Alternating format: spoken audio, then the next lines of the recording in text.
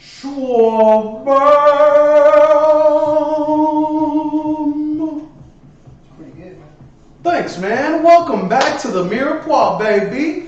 We're on episode 47. 47. Y'all fact check us on that too. Yeah, you know. Yeah, it's 47. It's man. 47, yeah. Episode 47, where we're going to dive into it. Well, before I get there, welcome back to the Mirepoix, everybody. As y'all know, the French culinary term Mirepoix is a reduction of carrots, onions, celery, reduced in a little bit of butter and fat to create one of the favorite flavor bases known to man. And for our Mirepoix, it's our talent, our charms, our expertise. Hold that thought, George. Simmered down by you, the viewer. And thank y'all so much for joining us. We're in for a great episode. My name is Gilberto Casimiro Valdez Arias, the reigning Guildmaster for the Guild TX. Wonderful company that can bring to life any event, experience, brand involvement, or anything like that in between. We got you covered because we are a team of highly talented individuals brought together by the joy of partying, creating good vibes, and building good businesses. As always, I am joined by... It's your favorite chef, Chef Kai's from the Chef Kai's Experience, where we provide the best luxurious dining experience in the comfort of your own home or the environment of your choosing. As always, meaning that we'll bring our services to you, preferably outside of San Antonio, man. I need a little work vacation, so if anybody is outside this country and is looking for a fantastic chef that can come and bring some flavors, some worldwide flavors, because thanks to Bingo, man, we're getting our culinary skills up to be able to accomplish some world cuisine, man. So that's pretty awesome. But as you say, welcome guys to episode 47, man. It's 47. Bro, we're just moving along the charts, man. Yeah, we keep it rolling, we keep it going. What are we in the top 0.100% or whatever? You really gotta check that out. Last week, Gilberto found out that only 1% of podcasts go beyond episode 20. Yeah. So we're on episode 20. So we climbing, ladies and gentlemen, and we always evolving. We find new ways to bring it to you. So today's episode is all about community, how to build it, how to grow it, how to be a part of it. As always, we got a special stir in the pot for you. We got some education for you.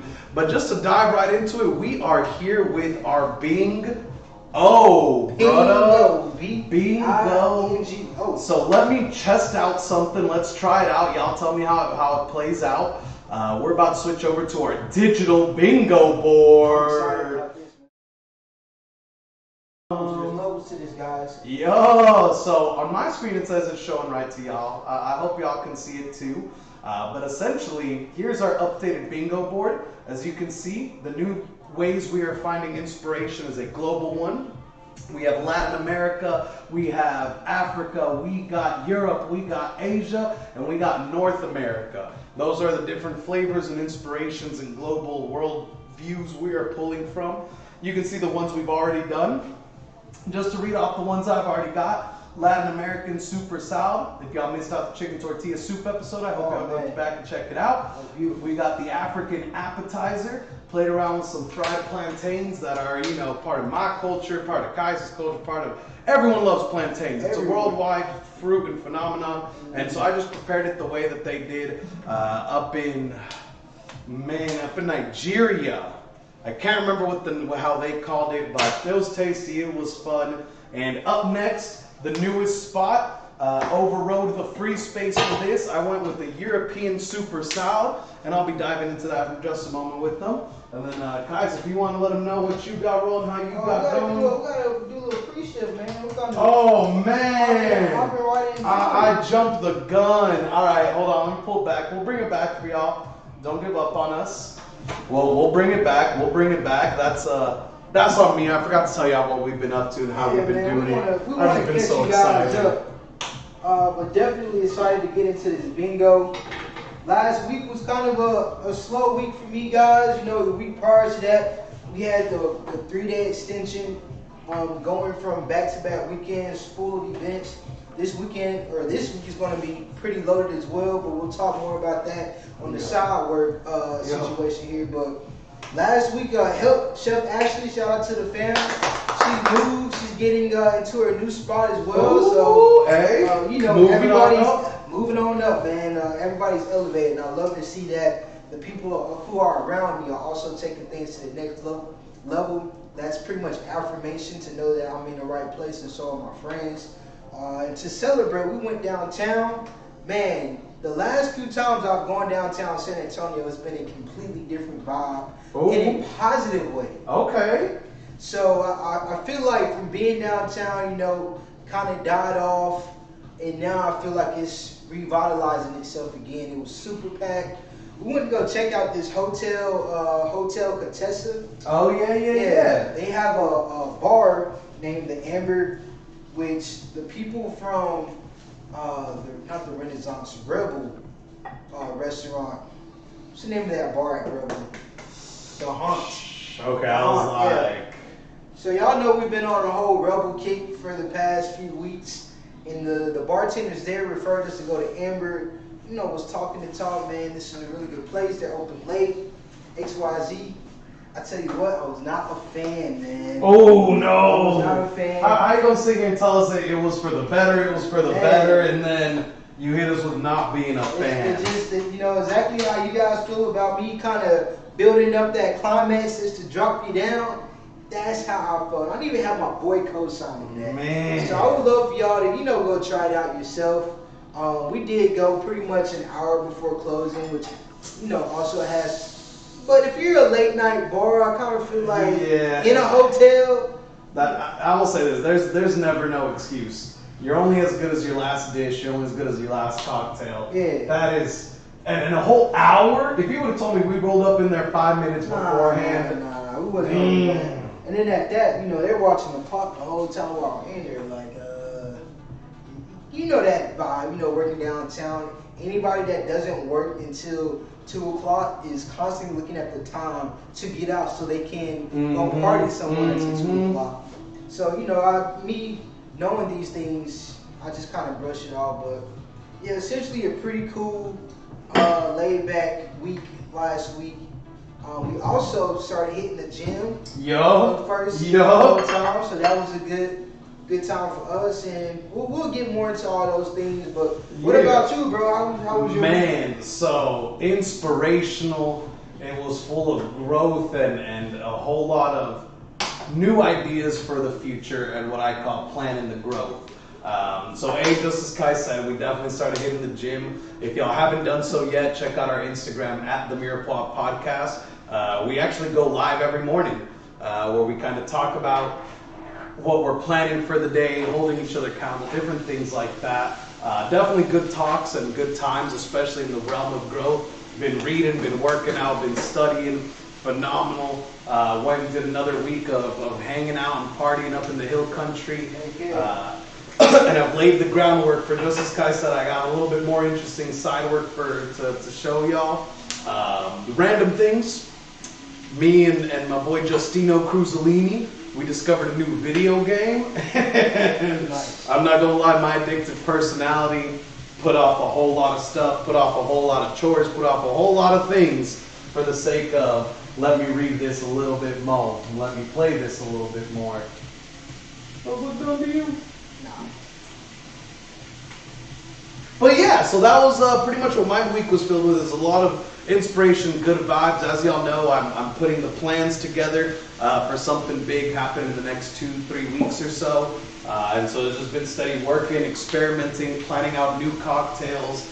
Had an interesting talk with someone as they were trying to figure out about molecular gastronomy and kind of trying to explain to them the pros and cons of that as a business.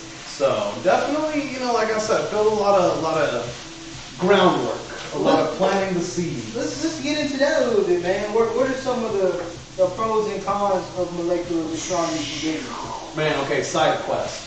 So, I'm sure everyone knows it. It was a trend, it was a fad, kind of popped off real big. You see a few players still rolling it through. You don't really see much of it in San Antonio. And I think that's because it requires a few very specific things, not just from the business, but from the employees, and from, more importantly, the city. Truthfully speaking, my way to sum up molecular gastronomy as a man who has worked with it, who has gotten to eat some of it, who has had to put it together for cocktails and for food. I would just rather have real food. You know, the way I describe it to the person is like, yo, bro, imagine spaghetti and meatballs. Isn't that awesome? The taste delicious. But now imagine if that taste was a spoonful of liquid. Pretty cool, right? Dang. Wouldn't you rather just have the bowl of spaghetti and meatballs? And say it like that, bro. I don't know any other way to say it. I would much rather have real food. One of the things that basically the business I was with at the time that I was playing around with it, the one thing we learned the hard way is nobody's going to come back to your restaurant if they leave hungry or if they leave wanting. And I think that's the whole thing with molecular gastronomy. Is when you see it successfully done, it's when these chefs are putting their heart and soul into 25 courses to feed 8 to 10 people, which in a city like New York, Chicago, where they're always looking for new and exciting, with LA, where there's just so many people in the area, awesome. In a city like San Antonio, you're not going to beat out Las Palapas, you're not going to beat out Whataburger, you're not going to beat out Taco Palenque. Unless, of course, you're offering the 25 courses dedicated for just 8 to 10 people. And there's a lot cooler ways to provide that experience. That's my thoughts on it. That's my feel, that's my vibe. You ever done molecular gastronomy? You ever done anything like it? So there's a bar underneath Toro called the Cellar. Oh, yeah. Where they do a lot of molecular gastronomy-based drinks. They have the nitrogen, oxygen margaritas, the little potion margaritas or potion cocktails, things like that. You know, and with me being Mr. Experience, I'm all for things like that. You know, I really do appreciate the time and effort that goes into that. But we kind of hit it on this before, I feel like, where we say you got to know your market. Yeah. You know, a place like San Antonio, and we'll actually talk more about this in our educational piece, I believe, or a certain part, one of those. But you know, you got to know when quality beats quantity, and when quantity beats quality.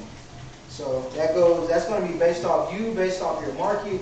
Me myself personally, somebody that does. My whole brand is quality over quantity. I do appreciate the molecular gastronomy, the things that take extra time to really, you know, wow the guest or, you know, person who's ever experiencing it. But at the same time, you know, do I care about a molecular gastronomy drink when it's an hour into the wait time already, and you know, I'm sitting there parched and about ready to go? No. So it's just kind of all situational. Yeah, nah, it has its place, you know? It has its place, and I'm sure as we make more advancements in it and ways to make it quicker and faster. You know, you mentioned an underground bar providing molecular gastronomy. There's a bar right underneath Bohannon's that is doing it in the sense of it's making you feel that it's doing it. So they're not doing anything crazy. They're not doing like the actual... What was that bartending show you made me watch one day on YouTube? I don't know the name, but it's the only bartending competition online. Yeah, it was awesome. It was a good show. And they were doing real, actual molecular gastronomy when it came to their cocktails, the food they were pairing with, and things like that. This bar underneath Bohannon's, though, I forget what it was called, they're doing stuff like, we got dry ice, and that makes a fog machine, so we pour it into your glass, and then we dump it out and pour it in your regular cocktail. So the Instagram cocktail. Yeah, And I will say, I think that's the beauty of molecular gastronomy, is it's trendy, it's eye-catching, it's cool, and it does have its place, but as far as a full restaurant or a full bar based around it, this ain't the city for it, you know. Try elsewhere. Try Austin, you know. Yeah. Austin, maybe even Houston, you know. You'll have much better luck there. But shoot, hold on. Speaking of attempting and trying stuff out, yeah, man. like I mentioned, I've been practicing and trying different ways to make absinthe shine. The only way I've ever done it before is using it as a rinse on the cocktail glass. But now, here we go. We'll see. We'll find out. Shobam. Salute.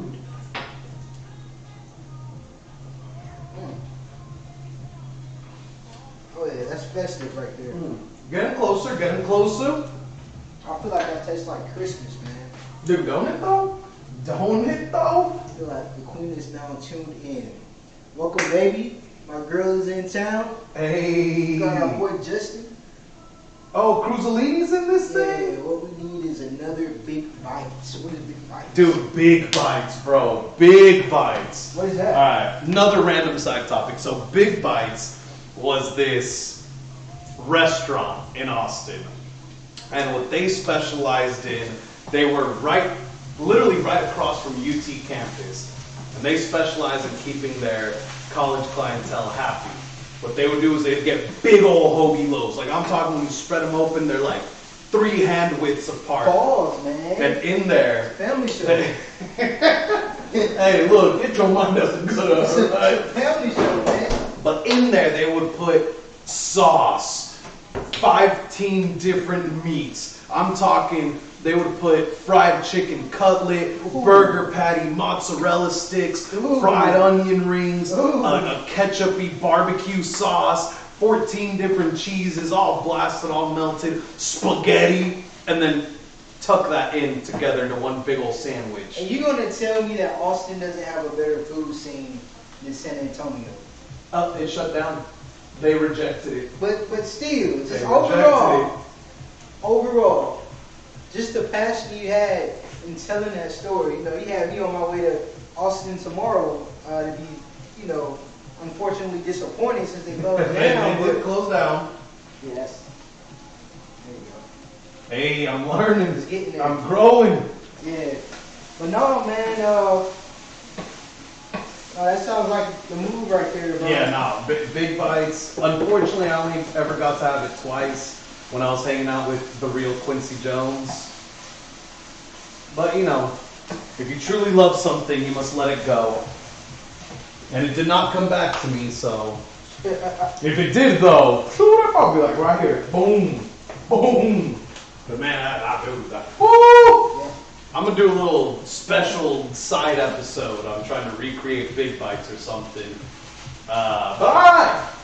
You ready? No, I'm ready, bro. We ready? Alright. Now we can witness the bingo. Hope y'all like that little animation, that little transition. Welcome to the bingo board. As y'all can see, we have switched up what we are using as our inspirations. Before it used to be things like childhood, challenge, culture, different things like that. And what we got now on the left-hand side, or maybe it's on the right-hand side for y'all, I don't know, but on the left and right, on the sides, we got Latin American as an inspiration, we got African as an inspiration, we got European as an inspiration, we got Asian as an inspiration, and then we even got a little bit of North American as an inspiration. We going global, baby. We going global. From there, up at the top, we're keeping the same things. Cocktail, appetizer, super salad, main course, or desserts.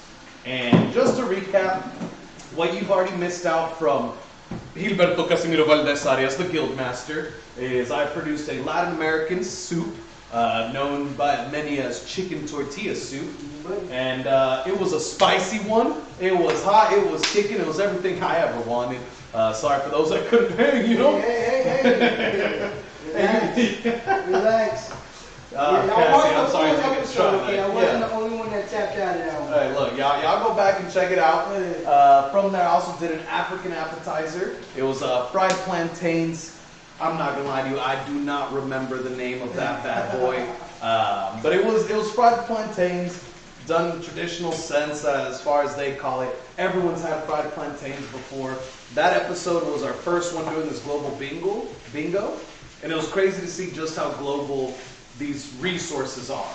These fruits, you know, you can find plantains in Southeast Asia, you can find it in Latin America, you can find it in Africa, you can find it in North America, you can find it just about everywhere.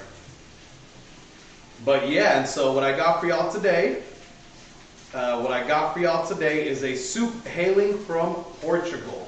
Let's see here. Basically, it was a soup traditionally created, vibed with, and all this for the fishermen. They would come back from their fishing trip, throw together what they could, and what it started with was basically a fish stock You'd make a nice, beautiful, rich fishy stock. Of course, you know, I don't like seafood all that much, so I switched it out with a chicken stock. And from there, you just get a bunch of fresh herbs, garlic, cilantro, basil, whatever they were hanging around with in Portugal, where cilantro is known as coriander, by the way. And then from there, they would just mix the two together, put a nice big piece of toasted bread on top, put a nice poached egg over the top, and let it all kind of get to know each other. And the soup's name is acorda or acorda, or however the Portuguese like to use their soup names. But yeah. What you got for us, guys? Yeah, so a recap on what I've been doing. The first day we did the new edition of bingo. I had the feijoada, which is a Brazilian black bean soup. It is loved from emperors from centuries ago to present day citizens, just enjoying time with their family, celebrating monumental times in everybody's lives. And I found out that was very similar to red beans and rice. Last week we went to South Africa for desserts, and desserts is typically my kryptonite, but I think it was my superpower last week, man. We did a marble pudding, which was pretty much to me very similar to a tres leche or bread pudding, made with a vanilla bean custard. We did a little bit of rum, whipped cream on top, added some pumpkin seeds for all of our pumpkin lovers, some shaved almonds, and just a bunch of great stuff to that one. So today, I have the privilege of doing almond rice, which was drawn from Asian-inspired free space. So I had the chance to pretty much do whatever I wanted to do. And almond rice is really awesome, man. It's pretty much chicken fried rice with a nice, beautiful Japanese omelet on top. The origins vary, man. The first video I watched about this, the chef was saying that this dish originated from World War II, when the Japanese wanted to be able to get their soldiers big like Americans. So they made this dish that was composed of a heavy egg presence and rice to kind of beef up the soldiers to be able to fight the Americans. And when I double checked that, man, I heard that was not true, that this dish actually predates World War II. So, always do your research, man. Don't ever go from first instinct. But like I said, this is a chicken fried rice with the Japanese egg dating back to the Meiji era, which was, a transitional period for the Japanese. There was some westernization happening when this dish was taking process. But all in all, man, I'm super excited about this one, bro. Who doesn't love fried rice, chicken fried rice, with a nice, amazing Japanese egg on top, bro? Dude, and on that note of, these global inspirations for these dishes that turn out to also have their own global inspirations. First of all, the Meiji period in Japan was also known as the golden era of sorcerers. I'll leave y'all there with that. But the acordo soup, pronounced like acordo, it's actually coming from the Arab influence. And in reality, it's short for bread soup. And so it's super simple, stock, herbs, and then a nice piece of toasted bread. But then, of course, the Portuguese made it their own, and there's a whole bunch of accounts saying it originated in the 13th century, some saying in the 18th century. But all in all, though, it's been such a fun journey doing this bingo challenge, doing this bingo board, to A, just learn more about good food, but B, see all the similarities and see how we've been able to influence each other globally. In times before cell phones, in times before recipe books, in times before, just Google it. These were all recipes that were being traded back and forth, that are being tried by different people, that were being influenced by different time periods.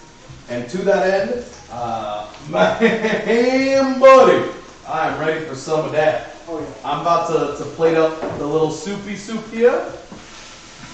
Dude, I'm worried about that before. I'm going to get a little bit longer. Well, bam.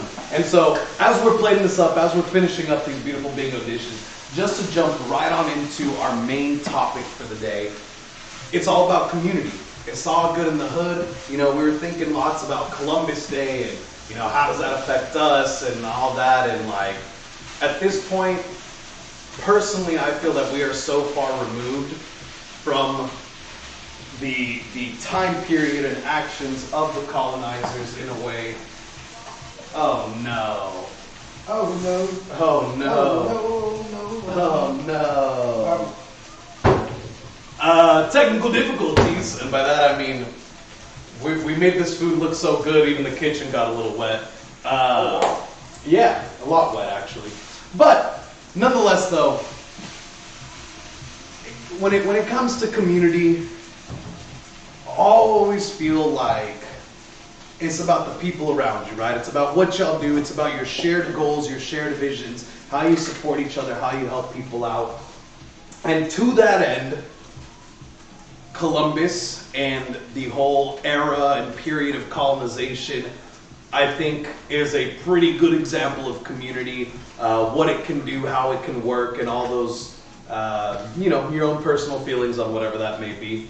But to that end, though, I ask you this, or better yet, I let y'all know. Kais has actually been doing a hella good job about building a community.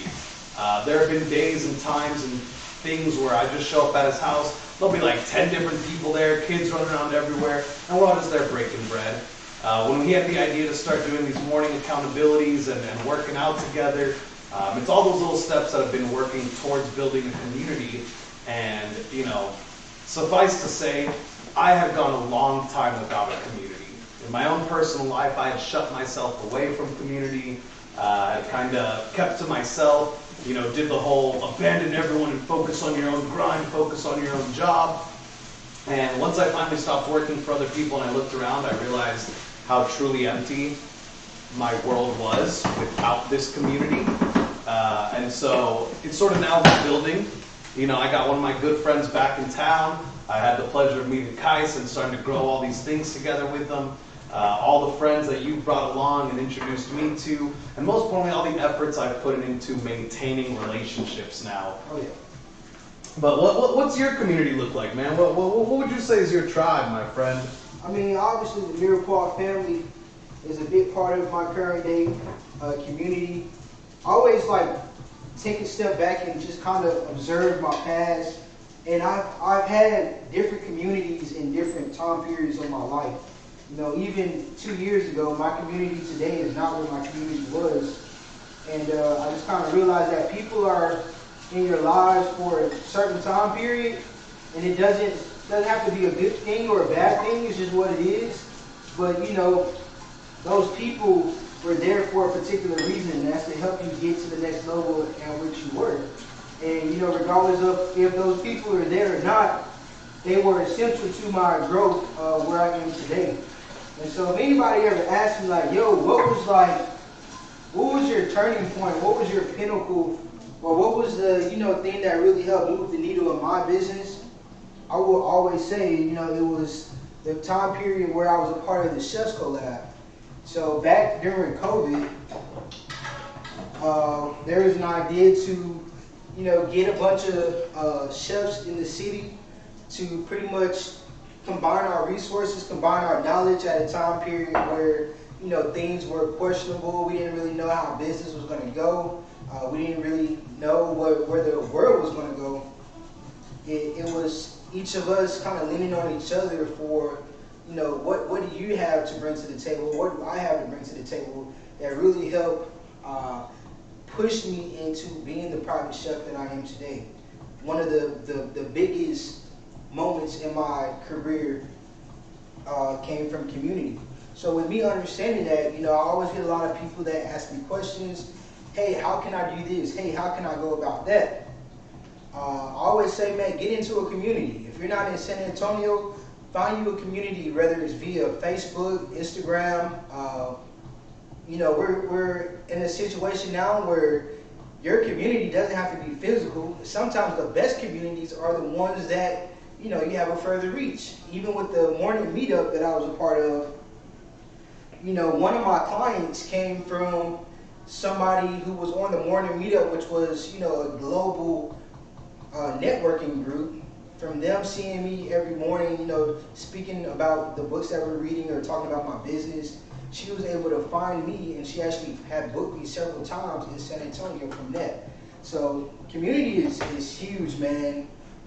Anywhere you go in the world or you go through the history, nobody has ever been able to do something significant alone. Preach. It's always been the people that were backing them, the people that were before them, the mentors, the mentees. It has always been community. So, with just me understanding that knowledge, I just always try to, stick to what I know is tried and true. And that's community, man. Yeah, nah, man. It is. I don't know. It's been inspiration to say the least, as I have, kind of started putting myself back into the real world where I'm interacting with people, and I'm not gonna lie, it's easy to be alone. It is easy in the moment to be alone, but as you go on, and as you build yourself, and as you move forward, all those little easiness, all the little shortcuts starts taxing you and starts catching up to you and starts destroying you from within. And I'm sure everyone knows I suffered through a little depression oftentimes, most times than not, going through it. But with that, the solution has always just been getting around people, forcing myself to say, let me roll out of bed and go to this party. And I spend 2 hours there, and I come back feeling like, all right, life's worth it. Yeah. And so on and such forth. And man, I'm not gonna lie, I just played it. I'm kind of proud of this one. All right, let me the video. Yeah. We look, dude. First. Look at it. Oh, that's beautiful, bro. Dude, right. All right, hold on. Let me sit down because we need to capture the glory. Yo, y'all make sure to check this stuff out because we about to. Hold on. Before you do that, get this way so we can get that lighting. Oh, you're right. Y'all bear with us. Look. This is a 3-stage studio, all right? Hey. If y'all haven't been watching these reels, Kais has been popping off on them. Oh, yeah. There you go. Oh, yeah. Yeah, buddy. Oh, Yes, sir. yeah. That's bread soup, baby. Yeah. That's bread soup. Which is really weird. There's like a Portuguese Arab version, I feel, of like French onion, except I was getting ready to say instead that, of simmering onions for 16 hours, you just grind up some herbs. And your boy had to bust out his favorite mortar and pestle, which makes me feel like an alchemist when I do stuff, and it's super cool. But for those that do want to recreate at home, literally just grab a bunch of your favorite herbs, make sure that they pair well flavor-wise. Don't be putting dill with random things, but you just pestle it all up, add a little bit of oil and a little bit of sugar, and then you just add it into the bowl. You add in your chicken stock, you give it a little stir. Then from there you put your piece of bread, you poach your egg right on top, and let's see if I can hold it up for the camera. It just looks really wholesome. This is it, dude. It's a good mood food. Honestly, I'm so happy I've been getting soups, cause I feel like we've had soup each time, right? Yeah, dude. Some variation of soup. Let's see. I feel like I've gotten 2 different soups now. But yeah, it's God, dude. This. Guys, I wish y'all could see. We got the kitchen wet. Y'all need to see this. It's it is what it is.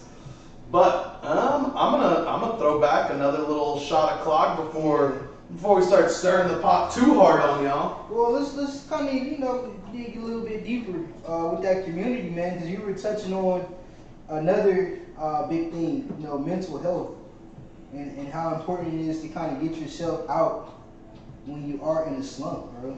Dude, that sentence right there, that's the tough part, because there is no such thing as getting yourself out. When you're in a hole, you can't climb because you're just going to start tearing down the walls around you. You can't dig because you're just going to get further in. The only way to get out of a hole is to have someone come by and throw you down a rope. And so there is no such thing as getting yourself out of a depression. That's a bar. It requires friendship, it requires family, it requires A community. A community, man, and it requires so many different things. You know, whether it's a friend phone call and just saying, hey bro, what's up? What you been up to today? You should really go do something. Whether it's your mom saying, hey, while you were gone, I cleaned up your entire room because it's a freaking mess because you don't do nothing for yourself. It takes everyone. It takes a village, and it's weird because, you know, you mentioned these digital communities that you can essentially be a part of, whether it's through Discord, phone calls, websites, forums, anything like that. But I think those digital communities lack the most important part, which is almost, or to say, the human element. You know, because an in-person community, and I'm sure everyone who goes to church can testify for this. If you watch your church on TV, it does not carry the same oomph that going to church does. And the big disconnect there, it could be the same pastor, the same preacher, the same sermon. The big difference is after the sermon, being able to turn to the person next to you and saying, yo, that was lit, right? That man was spitting some truth, and you're able to bond and connect and talk over it. Where like when you watch it on the TV, when you're watching a video, or even when you're on a forum, it doesn't work the same way. Someone once told me talking online or over your phone is like turn-based combat. Hey, I said something, and then you politely wait for them to then say something again. And then you say something, and then you can not read the message, and it's such a jarring way of having a conversation that, again, the in-person just works. It makes sense. It works a whole lot better. That being said, though, please join our digital community here at the Mirepoix podcast. Make sure to like, follow, comment, share, subscribe. Shameless self-plug, go follow at the Guild TX, spelled THEGILD-TX on Instagram. We got some cool stuff for you. Make sure to follow at Chef Kais, spelled Kaius or CHEFKAIUS. And be a part of our digital communities, because going through these experiences, being members of so many different communities, being alone, being sheltered, being different, being all these things, has helped us understand what a community needs, how it can operate. That's why we're building these building blocks to get things together. You know, whether it is just calling up in the morning and saying, hey, how you doing? What you got planned for the day? You need any help? Whether it is saying, hey, come meet me over here so we can do this thing together. Reach out to a loved one today. Find a way to be a part of their community. I know sometimes it can be really jarring and really scary to try to find your own role within the community. And the only real advice I can give is just start helping people out. Yeah. That'll help you decide who you are, help you figure out who you are better than anything else. Go offer someone some help. Whether it's your workplace community, go find your boss and say, hey, what can I help you with today? Find the dishwasher, hey man, what can I help you with today? Everyone top to bottom. Whether it's part of your church community, go offer some help. Whether it's out on the streets, next time you're at the gym and you see a new person struggling or not struggling or whatever it may be, just go offer help. And offering people help is how you find your own role within the community.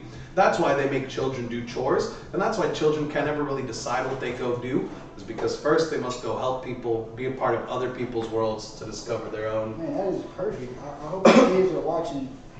Oh, shucks. I mean, I know Cassie's watching. Cassie, get the kids on. Make sure they're using separate YouTube accounts. Make sure they heard that one. Mom, go tell, brother and sister and everybody. Justin, find ways to help out today. Alright, let me preface this real quick too, that oh man, this dish is like a Michelin star Japanese recipe. What you? Oh no, sorry, I couldn't wait, man. The excitement. I couldn't wait. Hold up. Let me put this omelet up real quick. It tastes exactly what you think like. It's fall food. It reminds me of the times I spent in 13th century Portugal being a farmer man, or a fisherman. I could definitely see why the fish stock plays a role. I could definitely see fish stock going better with all these herbs than the chicken stock did. And then now I want to start adding tomato to it too, and maybe some onion and. Oh yeah. But this is fun though. This is fun, cheap, easy. More food right there, man. And just so y'all know, I did have to poach about 9 eggs to get the 2 good ones. So don't be afraid to try stuff. Yeah, this omelet would probably need about 9 attempts as well. But we ain't got enough eggs for that, so we're gonna make it work.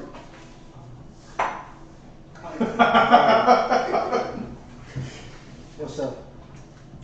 We got a secret agent sneaking in here. Man, no man. I say do something. You go. He's like, can I? Can I? He heard the dinner bell. So yeah, we got a live studio audience nowadays.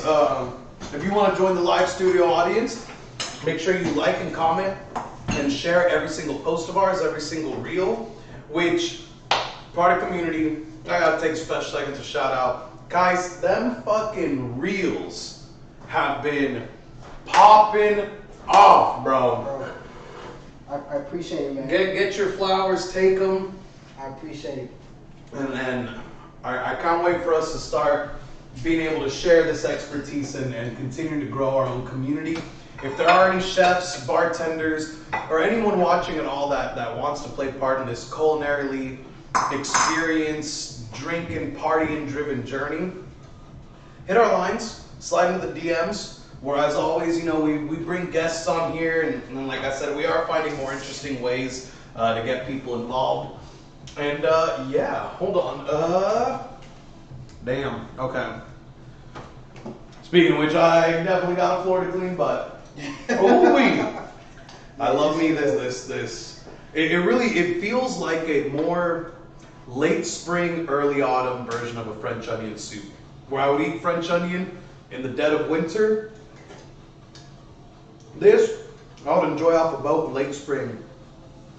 Chilled winds, cooling you. I get some hot warm soup. Oh yeah. I think we're gonna share this one. Hey, that's all we gotta do. Sharing is caring, right? Oh snap! Be nice. Be nice. All right, guys.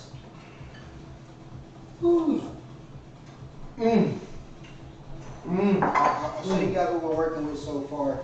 So interesting enough, this is step 1. I still gotta cut it, and hopefully there's a bunch of fun stuff going on. But with the chicken fried rice, this particular technique uses tomato paste, ketchup, Worcestershire sauce. So when they were saying kind of westernization during this time period, I kind of feel like maybe that has some influence. Not that we're the only ones that eat ketchup. Ketchup is definitely eaten all over the world. But this was just a different chicken fried rice that I've never had myself. So what we're going to do now is going to cut it open. You mind getting that demi for me too, bro? The what? The demi that's in that small pot. I see no such thing. The pot. It's in the pot. Oh! Some sauce. I'm about to say, well, what are you planning to do with this, bro? So this is gonna go on top of it. Oh! Say less. Say less. Alright, you ready for this? You can just put it to the side, bro. Well, let me. This is a special break, guys. Special.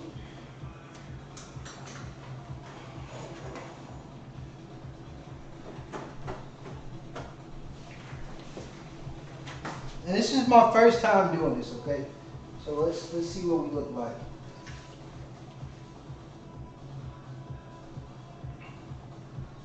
Alright. So definitely Hey, but look at it though. need some more finesse to it. But that's what the sauce is for, right? Yeah. You need to loosen this up a little bit.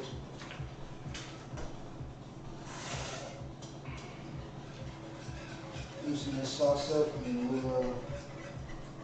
Oh, wait, go the other way.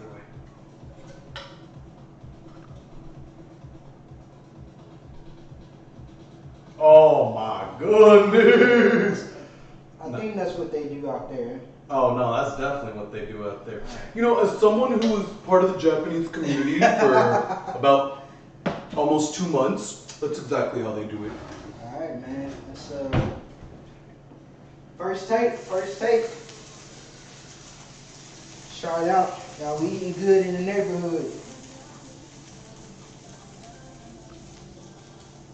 I don't know, man. I just love gravy. I love rice. Dude, gravy, meat, and rice. We've said it 1,000 times over. That's all that's needed on this earth. Yo, that's special, man. That is special. All right, hold on. I'm gonna try to go deep sea diving real quick. Try not to slip in my own household. Can't sue yourself. I could try. Where's the kitchen towel? All right, ready? You ready? This is like the perfect combination. Cause the what is this soup called, bro? It's spelled Acordo.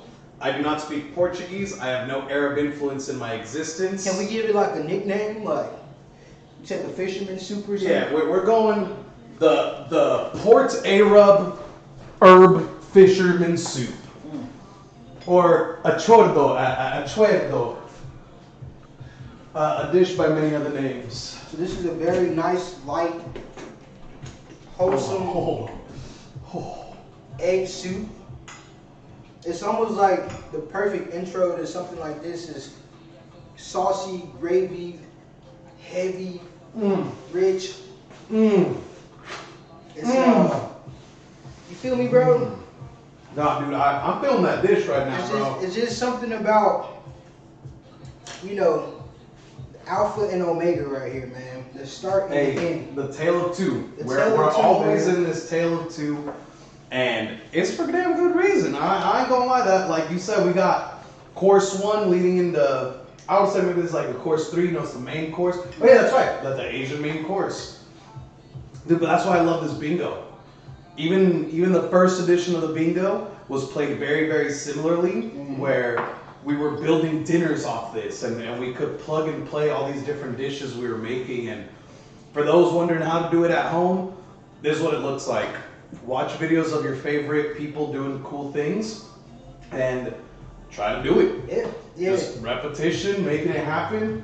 And it's funny that you said that too, man, because I was just thinking that, you know, last week, how many things that we're doing today that if we were left to our own heads, you know, our own insecurities, we would not be doing it, you know. Doing this podcast, doing this show, doing events, you know, there's a lot of, you're human, man. You're not going to always feel like you can live up to the hype. Screw all that, man. Do it anyways. Do it scared. Do it when you don't know what you're doing, man. Do it when you have no information at all, because you might mess around and make a Portuguese soup that you know, would have never tried before. There's so many things experiences that you can miss out on just from not doing things just because you're afraid. Or, Yeah, you know, like I poached an egg. You poached an egg, bro. I made this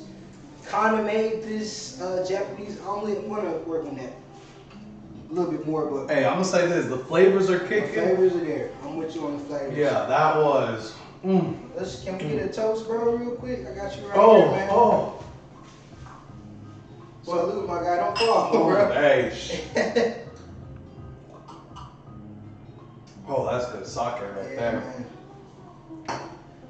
Oh. Good stuff, y'all. So yeah, now let's get into this stirring the pot, bro. We were kind of hinting on it earlier, y'all. You know, quality versus quantity. Quality versus quantity. So, gravy, bread,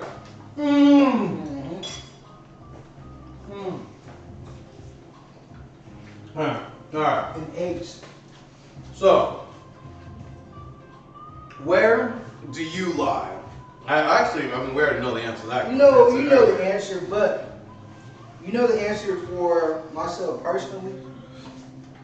However, like I said, man, if it's 120 degrees outside, I don't care about you talking about, oh, we gotta get this cocktail right, you know. Like, and in San Antonio, that is not an unheard of thing. Like there are plenty of days where it's just triple degree weather, and I could care less about how perfect you're making this drink. Just get it to my table. Mm-hmm. Cause see, I kind of feel like this big belly boy right here. Yeah. I am definitely. Don't get me wrong. I love quality when it's done properly. You know, when I deem it to be of quality. Yeah. All day. But oftentimes, man, I just want 8 bean and cheese tacos for less than $10. Yeah. And I just want to throw down a gorging feast. You know, we always talk about the tale of two, pride versus gluttony. I feel oftentimes when it comes to my consuming habits, I lie in the world of quantity. As I mentioned with molecular gastronomy, I want to be walking out of this thing full. And I know I'm not alone. You know I am not alone. I've seen many restaurants fail from being unable to provide quantity. But on the other end, no one's ever truly on my good. That food is so good, bro. Food is great. Food is great. Now one thing I will say, because if y'all are not familiar with Darius Clips, I kind of brought him up a few times. He is a self-made entrepreneur in the food industry, being a huge influencer. He has products, he does private dinner parties, all these things, man. Shout out to him for doing that. But he's been into some controversial situations. Right now he's on a food tour, finding all of the black restaurants all over the United States, and he's critiquing them. You know, he's giving the praises to those that are deemed praiseworthy, but he's also like, you know, putting the nail on the end of the cross for those who coming up short. So one thing that he's been talking about lately is restaurants that use canned goods. Hey. He is completely against restaurants using canned goods. And so I'll say this. Every restaurant, you know, brand, their style of cooking does not require fresh ingredients. Now I understand that, you know, vegetables should be pretty easy to come across, X, Y, and Z.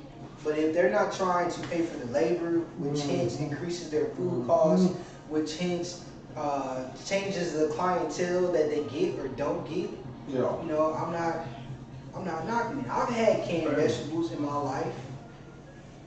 End result is everything. Yeah. If it tastes good, At the end of the day, that's what it's all about. mm-hmm. So, you know, certain things I'm completely against, but after talking to a few chefs in the San Antonio, man, there are some high-end chefs in San Antonio that's going straight to Cisco and buying the pre-made stuff and serving it to you guys with a little bit of microgreens on top and charging, you know, $30 for it. So that stuff I might be a little bit more weary of. Like, yeah, nah, it's always the tale of two because always, bro. I go and I look for how much food can I eat in one sitting for as cheap as possible. That's just me. But on the same end, if I ever have some like, bro, we gotta try out this restaurant, we gotta come with me, we gotta go see this, like, it's gonna be great, and I see a Cisco truck up front, no, I'm good, fam. I'm good. There was a time where I think I was like maybe 22, 23, and I found a Cisco truck driving down the highway, and I straight up just followed it, and I just checked it, and all right, this restaurant uses Cisco, cross that off the list. Where are you headed to next? This restaurant, cross that off the list. I know you mentioned a lot of chefs do make use of Cisco, but on the same end, personally, I think if you are going to brag about yourself being an amazing restaurant worthy of checking out, I better not see Cisco. And that's the thing, bro, because in this day and age, if you're not talking about yourself, if you're not putting yourself out there, then you're pretty much nobody. Mm-hmm. Like, you know, if you're going to be that restaurant, in especially a major city like San Antonio, you got to be the talk of the town. Somebody has to be talking about you, and you damn sure got to be talking about yourself. And so, to say that, I know there's people out there putting out their products, and they not coming with it.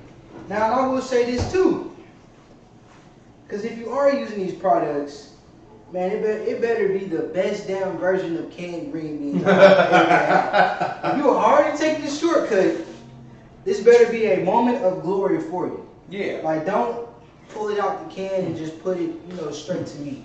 Like, let me see some type of effort, man. Because, my mom raised me to pretty much hook up everything. We were hooking up the chef board RDs, hooking up ramen noodle packets, hooking up our sandwiches. Like, we always did something extra to the food that was presented to us to make it taste better. So if you're gonna, do that, make it worth my while, man. Yeah, or just give me a whole mess load of it. Like, I'm cool with you serving me Cisco mozzarella sticks, but let's not act like they need to be served at the same price as the man who just hand-breaded his own freaking mozzarella sticks. No. You acknowledge you got a box of 100 of them for $2, and you're gonna give me 50 of them for $12. Now, I'm gonna tell everyone, yo, this restaurant, it may not be, world's best, and like, But at least they're gonna feed you. mm-hmm. And honestly, to bring it back to San Antonio community, I think that's how a lot of people out here feel, is if I'm giving you money, I better walk away full and content. And, the community of San Antonio is very, very, very privileged in the sense that we ain't get no natural disasters. We're overall a very peaceful and wholesome city. Not too many places even really stay out that late or stay open that late, and things like that. And that is why I know I'm not alone. I remember working at a restaurant that offered a 7-course tasting meal. And at the time I was like a server manager, or whatever you want to call it. But one of the biggest things I ran into while trying to sell this experience was, 7 courses, I better be full after this. So many people are weary and are scared and are, there's no way that this bougie person is about to make me feel full. And no, we did. It was a good restaurant. Yeah. If it's the restaurant I think it is, you're definitely going to be full from. I don't even think I could finish my food from the restaurant. Nah, you definitely got to go with the group to do it. Although I will say this, make sure your group is in even numbers. Because if it's 1 to 2 people, you get 1 portion. If it's 3 people, You get 4. you still get 1 portion, you know what I mean? But when you're at 4, that's when they'll give you the 2 portion. And so on and such forth. So make sure you go in even numbers. You go in an odd number, someone's gonna be missing out. And I mean, mind you, you're still gonna walk away full, but I like leftovers. Sue me. Yeah, no, I think, there's just kind of some unspoken rules that kind of go into dining. And that might be an episode, some expectations that it's not guaranteed, but it's still something that you expect. Like, I rarely expect to go out to eat and don't take anything home. Especially with how I order. I order like 2 appetizers, super excited. And this is me eating with a bunch of people. But, no, that's me eating by myself. Oh, man. I will say, a nice flip technique. We're trying, guys. I think this might be it. I will say, man, something popped in my head and I already forgot it. And that's how we have been doing the thing. Man, something popped in my head and then it completely washed away. Oh man, that's unfortunate. Yeah. I mean, good food does that. I had the idea that I took a bite, and all I can think of is just, speaking of leftovers, I will say this. Cassie said you're not allowed to talk about Darius anymore, so does that mean we can keep her portion of leftovers? Yeah, she does not like that guy. Boom, boom, boom, boom. Yo, it's a slippery wonderland over here. Woo! That's how you know the food is good, when even the kitchen getting wet over it. Pause, bro. Hey, look, dude, resume. Pause. This kitchen, should be feeling it. Dude, I cannot remember what was in my brain cells, bro. You know what? Maybe it was just meant to be gone. We were watching a movie named Run. It's a great movie. And pretty much the storyline is a mother kidnaps a baby that she raises to be hers because her baby died prematurely. And to keep this child pretty much handicapped and dependent, she's like doping her up on certain medications that essentially keep her handicapped, keep her like asthmatic, things like that. And neurotoxins is one of the words that she gave, which is also alcohol, bro. Dude, okay, so the word neurotoxin. Have you heard of this neurotoxin that has currently infected roughly 50 to 70% of European humans? No, man. It's called like feline plasmosis or something. And it's this... Dude, I've been eyeing it. I've been waiting for that. That was when I started asking for it. But feline plasmosis or whatever it's called, it's this special bacteria or parasite that breeds in the guts of a cat. That's the only place where it can grow, is inside the gut of a feline. Wow. And so what it does is, when it gets in the litter, when it excretes itself, whatever, those parasites will make their way into other living creatures. And what they have found while trying to study this parasite is in rats, it makes them sexually attracted to cat urine, and it removes their fear of cats. And so it basically makes these rats offer themselves up to cats as a free meal, right? Because they're infected with this. That way the parasite can get back into the feline system and once again reproduce in the gut of the cat. Crazy. Now, it infects human beings as well. And what they have found is people that hate cats will start to like cats after exposed to it, right? Hell, is that what happened to you, bro? Honestly, I think so, because I am allergic to cats, but I do love my cat. But then here's the other part. It makes them reckless. So they have found a higher reported, like, more motorcycle accidents happen from people that have that feline toxmosis, whatever it's called. There's more suicides, more death by ODs, more accidental deaths. So if you have a cat, be weary, be mindful, be careful, don't be reckless. Oh, hold on, let me assist you real quick. Yeah, guys, we're gonna get this right. Yeah, because we don't give up around here, all right? Yeah. So I gotta do this little shape. You want to kind of shape it into football to support the omelet. And by the way, folks, none of this was canned. FYI, but y'all knew better. Y'all knew that. So if you're doing this at home and you plan to keep doing this, use a omelet rice mold. There's actually a mold for this that I didn't have. Yeah, we don't need it. It's called professionalism. Okay, this one, I get the feeling this one's gonna be a little stiff too.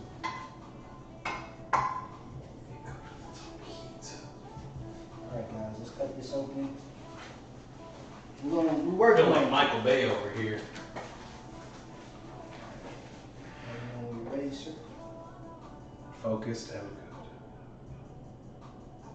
Oh, creamy dough.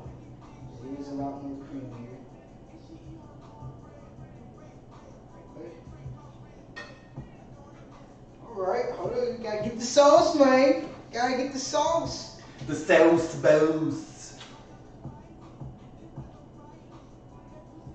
Oh my god. Oh! Yeah, going with this, man? This is, to me, kind of like, y'all know I did that Loco Moco a few weeks ago, which is Hawaiian white rice, or just regular white rice, but it's a Hawaiian dish. White rice, beef steak with a nice savory gravy, just Beef steak. doused all over the dish with fried egg. So just connecting the dots once again, and obviously there are huge Japan influences on Hawaii and vice versa, but there's just something about eggs and gravy and rice. Dude, eggs, meat, meat, gravy, and rice is all you need. Do you count eggs as a meat? No. It is a protein, but not a meat. When It's a dairy product. thinking of meat, I'm thinking of, not texture. What is the term number before? I'm thinking about its texture, but I got it. You know what? Look, these the only way to clear mind block. with these neurotoxins, bro. This is why. They call it ambrosia for a The reason. more you drink, the less you care about not remembering. All right, so since we are well into one of the longest episodes we've ever had, start wrapping up. We'll start moving into our teachable moments. Oh yeah. Try to offer you a little bit of our expertise. And in this world, it's all about planning, but more importantly, execution. So right now, Kais and I have been doing pretty much a whole lot of execution in the sense of we've been doing this workout thing, we've been reading this book, we're creating these dishes, we're doing this Mirepoix stuff, we got our own stuff rolling, and execution is nothing without a plan, but a plan is nothing without execution. Mm-hmm. So one of the things I wanted to ask you, Kais, is how do you move forward? You know the expression, everybody's got a plan till they get punched in the face. Do you plan to get punched in the face? How do you react when you get punched in the face? What is when you deal with the chaos of an event, of a gig, Mm-hmm. how do you recollect or keep it moving, or do you account for it, or walk us through your plan meets execution phase? Now this is a completely transparent moment. Because at some point when you just kind of get so good at what you do, you don't plan to fail, you just expect to do well. Yo. And so my stance on that the whole time is preparation. We talked about this before. Preparation breeds confidence. You get confident in what you're doing from getting those reps in. If I ever have to make omu rice for my guests, you better damn sure know I done did it about 10 times before I decided to do it in front of the guests. And even if not that, I'm very confident in my palate, knowing that I can get the flavors right. The techniques, something happens with the technique, I know they're still gonna know the flavors. So just getting those reps in, man. Making sure that I'm doing everything in my power to assure that, when it does come time for it, I've been so fortunate, man. I have not had any crazy, outlandish hiccups in what I've been doing. And I might say, maybe to somebody else, they might have looked at some things that were going on and would have freaked out. But just in my nature, man, I'm kind of calm, cool, and collective anyways. I don't know, bro. I never have had nothing super crazy happen to be able to really, I guess, tell y'all how to plan besides just I think handling your business, man. Yeah, I was about to say, I think the repetitions is it, because ultimately, I'm the kind of person that I believe in what is called setting yourself up for success. Make it to where no matter what happens, you cannot fail. That is what makes me such a great operations person is I can plug in the 16-year-old working their first job to do a role for me, and they cannot mess it up because I have planned and thought about what failure looks like, what could cause failure. I always call these things the control points. So in a sense, like this dish I just made, break it down to its components. What are the steps? What am I going to need to do? First, I'm going to grind up all these greens. How can I mess that up? Okay, what if I have too much of this, too little of that, too little of this? Okay, well, let me look up what are the right ratios. And you know, this coupled with each and every step and every course of line makes it to where when something does go wrong, when something does mess up, when that 16-year-old doesn't show up, or when he's zonked off his bargains to where we can't even really use him, I already understand, hey, these are the control points of the task you've been required to do. Here's how we can adapt, you know. Like Kai said, it all comes from your confidence, and that confidence builds from repetition. So the more often you do stuff, obviously the more comfortable you're gonna be with, oh, whoops, I added a little bit too much salt. That's fine, let me just add in a little bit more of those potatoes, and that'll kind of help balance it out. That's not something you can do without having done it 1,000 times. And there also is the other end of the world where make it foolproof, where boil everything down to its essence and really figure out what those steps look like and what could go wrong and when it does go wrong. And honestly, that's just all I can preach is find your control points and take control of your control points. You know, figure out where you could mess up. Well, what could go wrong? Oh man, I could mess this up. I could not poach eggs properly. And that's why, again, I got like 9 bad eggs over here that weren't poached properly. Because I knew it would happen. I planned for it because I understood my control points and I made sure to get some extra eggs. That way I could just keep going and keep trying. While we were talking about bingo, boom, I was sitting right here. Oh, this one didn't come out. Oh, this one overcooked. Oh, this one undercooked. And then I got my 2 just right. That, again, check the reel later. You'll see when it gets smushed in, that creaminess. Whoa! Oh, yeah. Now, I think there's another thing to that, man. Just understanding it's not the end of the world. It can be fixed. Mm-hmm. So just kind of coming into that mindset. Whatever goes wrong, think this can't be fixed. How can I fix it? Mm-hmm. And just moving from that. Because, I mean, and I will say, I'll take that back. You know, there have been hiccups in our events. We just already know, okay? Instead of panicking for an hour, what can we do in 30 minutes to solve this problem? So just kind of come at it from a solution base instead of saying, you know, this is a problem.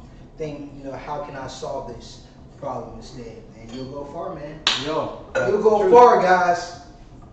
there's nothing you can do that can't be done. Yeah. There's nothing you can sing that can't be sung.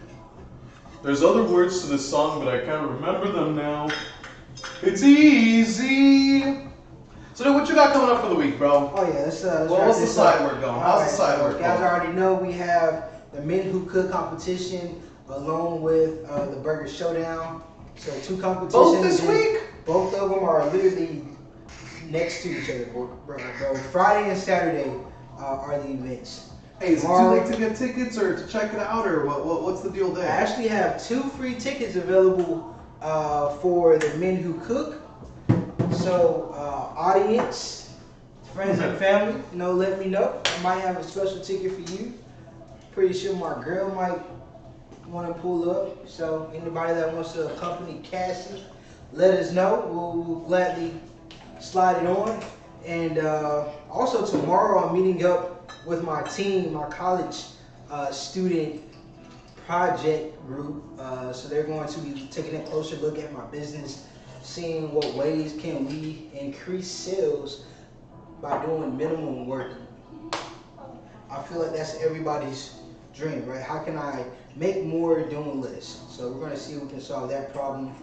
And yeah, man, that's pretty much my crazy week, bro. What about you? Yeah. So, in the same note of sales, unfortunately, instead of college kids, I have a wild Justin. Dude, I'm gonna, for the first time in my life, First time. hop into the world of cold calling. Oh, nice. So, you know, I've told guys plenty of times before, in private discussions, here on air, in front of other people, whatever it might be. Lately, you know, this past month or 2, I began really questioning my own salesmanship abilities. And I've been finding different ways to challenge myself, different ways to do things. You know, I'm sure we talked about it.